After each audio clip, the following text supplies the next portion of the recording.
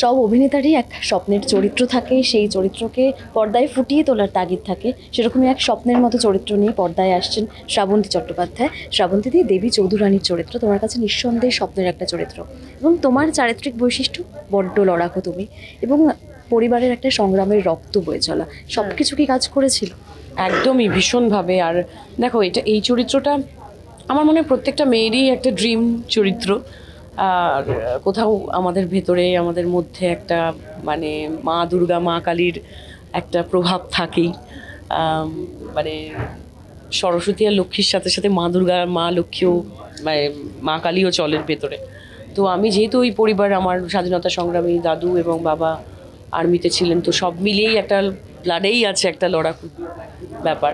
তো সেটা নিয়ে আমাকে যে এই চরিত্রটা ভাবা হয়েছে, সব থেকে ইউনিক যেটা আমার লেগেছে যে এই প্রথম কোনো ক্যারেক্টারের নাম নিয়ে আমি প্রথম শুনেছি, এর আগে হয়তো হতে পারে, বাট আমার শোনা নেই, জানা নেই।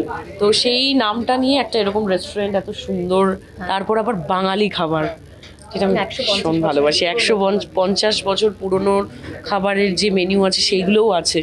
তো সেটাই আমার খুব ইউনিক লেগেছে। অ্যান্ড যে কর্ণধার ত্রিপর্ণা, তাকে আমি ধন্যবাদ জানাই। অবশ্যই আমাকে আজকের দিনে ইনভাইট করা হয়েছে, তো সুপার এক্সাইটেড, দারুণ লাগছে।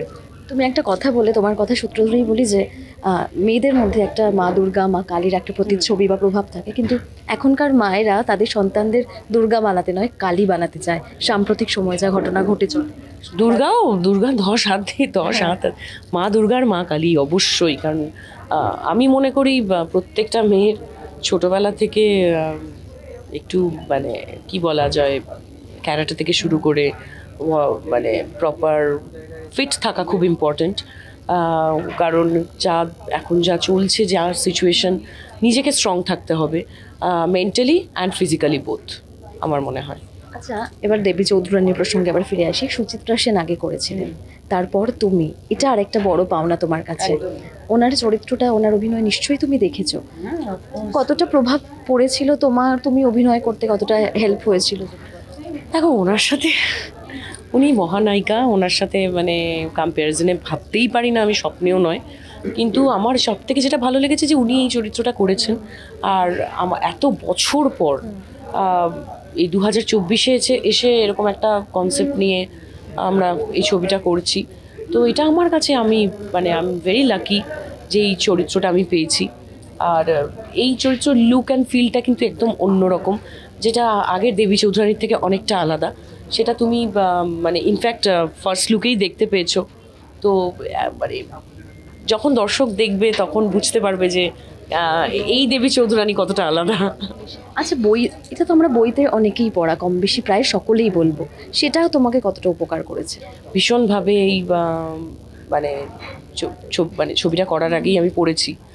আমি পুরো প্রফুল্ল থেকে শুরু করে প্রফুল্লর দেবী চৌধুরানী হয়ে ওঠা, তারপর ভবানী পাঠক কীভাবে তাকে মানে এই অনুশীলন দিয়ে আর কি তাকে ডাকাত রানী করে তোলে, সবটাই আমার খুব রোমাঞ্চকর লেগেছে। মানে আমি নিজে ভীষণ ভালোবাসি এইরকম ধরনের গল্প পড়তে, উপন্যাস পড়তে।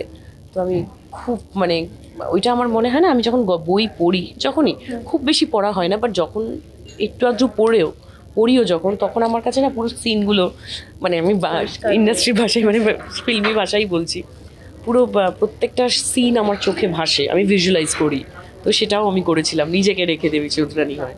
কত প্রকার স্টান্ট করতে হয়েছে আর কতটা সময় দিতে হয়েছে? স্টান্ট তো করতেই হয়েছে। আমি প্রথমবার তলোয়ার চালিয়েছি, তলোয়ার দিয়ে ফাইট করেছি, ঘোড়া চালিয়েছি, হর্স রাইডিং থেকে শুরু করে অনেক ধরনের ওই সময়কার ফাইট শিখতে হয়েছে। আমি এনজয় করেছি, কারণ আমার খুব ভালো লাগে ফাইট সিকোয়েন্স করতে, খুব এনজয় করি আমি। একটু হাত পা কেটেছে, ঠিক আছে। এবং একটা কথা, যখন না এরকম চরিত্র নিয়ে যখন ফার্স্ট লুক এলো সামনে, একটু জানি যে বাংলাদেশে তোমার যারা অনুরাগী রয়েছে তাদের থেকে কি রিয়াকশন পেলে তুমি? তাদের থেকে তারাও ওয়েট করে আছে, তারাও সুপার এক্সাইটেড অনেক। হ্যাঁ, একদমই, তারাও ওয়েট করে আছে। যেহেতু এটা প্যান ইন্ডিয়া রিলিজ করবে, তারাও নিশ্চয়ই কোনো না কোনোভাবে দেখতে পাবে। তো সবার কাছ থেকেই খুব অভিনন্দন পেয়েছি। আমি মানে দেবী চৌধুরানী নিয়ে এটাই বলবো যে আমার জীবনের, আমার পুরো হোল ক্যারিয়ারগ্রাফে এটা খুব ইম্পর্ট্যান্ট একটা ছবি। আমার মানে স্বপ্নের চরিত্র বলা যেতে পারে। আর আপনারা অবশ্যই সাপোর্ট করবেন, ছবিটা যখন রিলিজ হবে আপনারা জানতে পারবেন, হলে গিয়ে দেখবেন আর আমাদের ভালোবাসবেন।